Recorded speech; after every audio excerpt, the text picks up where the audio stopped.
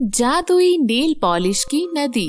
Hello दोस्तों, आज मैं जो कहानी आपको सुनाने जा रही हूँ ये कहानी है जादुई नेल पॉलिश की नदी की कहानी। एक समय की बात है, रोशनी और सोना नाम की दो लड़कियां अपनी सौतेली माँ के साथ रहा करती थीं।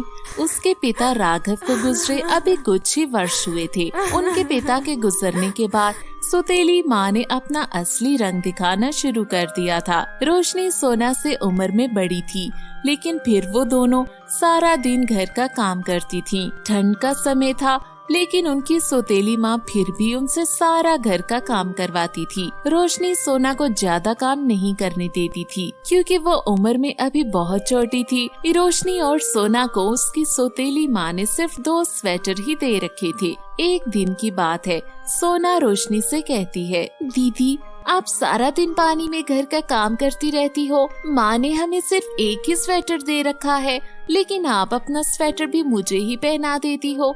अगर ऐसे ही चलता रहा तो आप तो बीमार हो जाओगी। सोना तुम फिक्र ना करो, मैं तुमसे बड़ी हूँ, इसलिए मुझे ज्यादा ठंड नहीं लगती, और तुम छोटी हो। अगर तुम्हें ठंड लग गई तो तुम बीमार हो जाओगी और तुम्हें इस स्वेटर की ज्यादा जरूरत है। लेकिन दीदी, लेकिन कुछ नहीं, बस तुम ये दोनों स्वेटर पहन कर रखो। उन दोनों बहनों का इतना प्यार देखकर उनकी सौतेली माँ बहुत जल रही थी, और दोनों का ये प्यार उसे बिल्कुल भी पसंद नहीं था।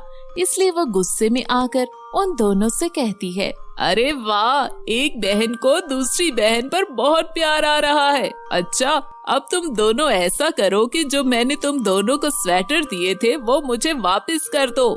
इतना कहकर सौतेली माँ उन दोनों बहनों से स्वेटर ले लेती है और वहाँ से चली जाती है।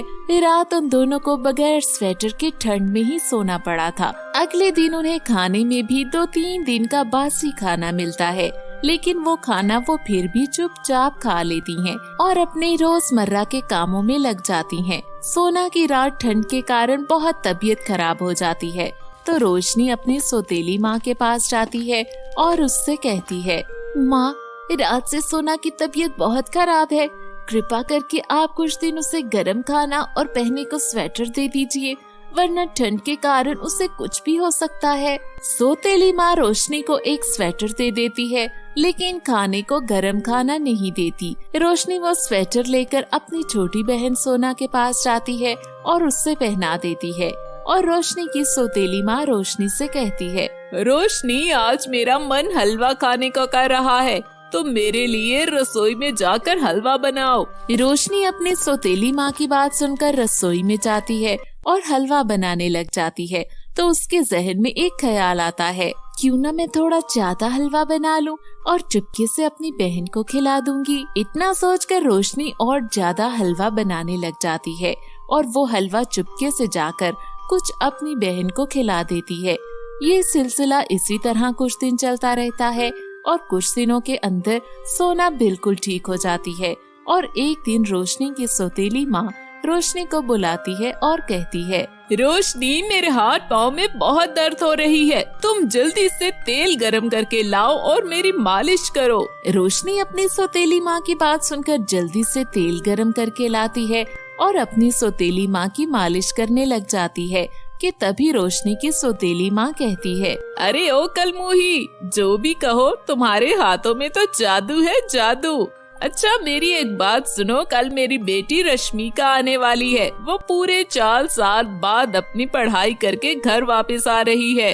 अरे माँ, ये तो बहुत खुशी की बात है। मैं रश्मिका दीदी के लिए बहुत ही मजे मजे के खाने बनाऊंगी। हाँ, खाना तो बनाना ही है, और वो भी मेरी बेटी के पसंद का। वैसे तो तुम खाना भी बहुत अच्छा बनाती हो, तुम्हारे हाथों में तो बहुत जायका है। अपनी सौतेली माँ के इतने अच्छे विचार को देखकर रोशनी सोचती है, अरे वाह, आज तो माँ का मूड बहुत अच्छा है, क्यों ना मैं माँ से सोना की पढ़ाई के मुतालिक बात करूँ। माँ, आज तो आपका मूड बहुत अच्छा है और आप आज बहुत खुश हैं। मैं आपसे क्या एक बात कर सकती हूँ? हाँ, करो। वैसे भी कल मेरी बेटी आने वाली है, तो मैं तो बहुत खुश हूँ, और इसी वजह से मेरा मूड बहुत अच्छा है। अच्छा, कहो तुम्हें क्या कहना है?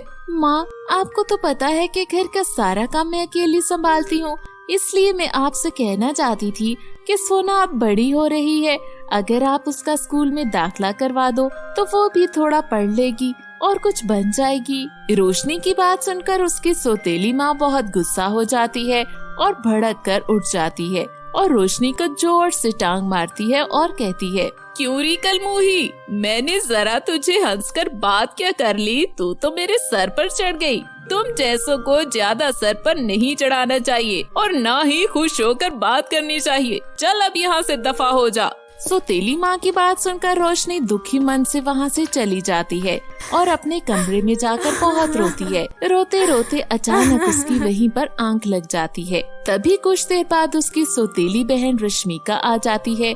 रश्मिका आते ही अपनी माँ के गले लग जाती है और अपने माँ से कहती है, माँ आज मैं बहुत थक गई हूँ और मुझे बहुत जोरों से भूख भी लगी है। मैं जल्दी से फ्रेश हो जाती हूँ, आप मेरे लिए टेबल पर खाना लगवा दें।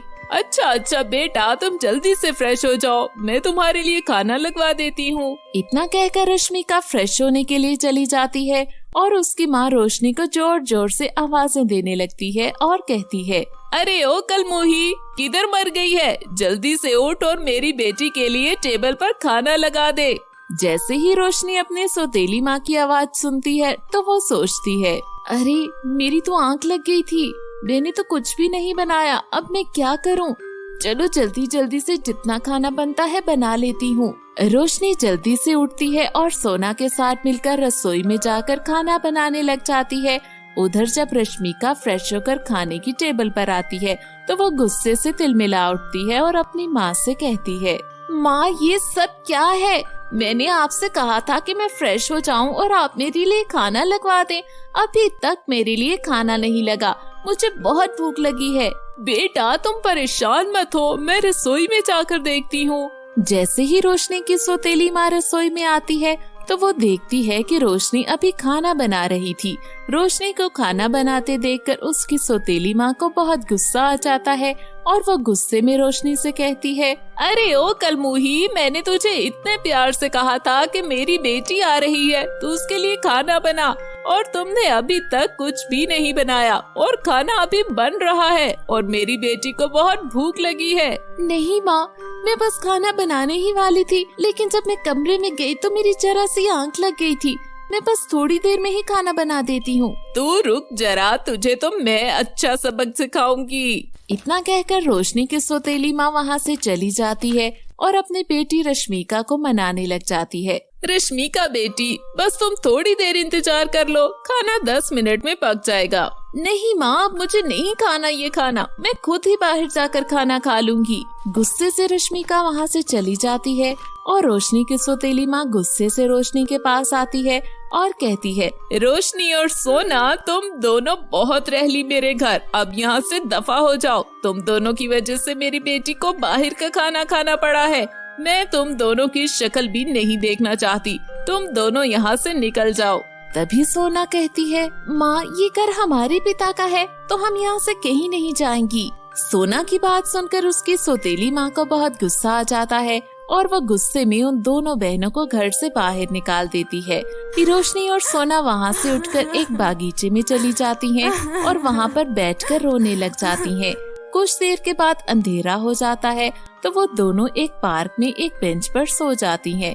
जब रोशनी की सुबह आंख खुलती है तो वो देखती है कि सोना बहुत बीमार थी। तो तभी वहाँ पर एक बहुत ही सुंदर परी प्रकट हो जाती है और वो रोशनी से कहती है, रोशनी तुम परेशान मत हो, मैं एक परी हूँ और मुझे ऊपर वाले ने मासूम और गरीब लोगों की मदद के लिए बनाया है।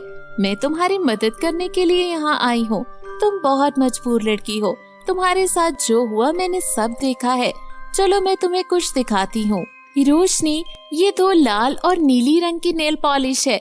जब तुम अपनी बहन के नाखूनों पर ये लाल रंग की नेल पॉलिश लगाओगी तो वो ठीक हो जाएगी और इस नेल पॉलिश से तुम जितनी चाहो उतनी नेल पॉलिश ले सकती हो।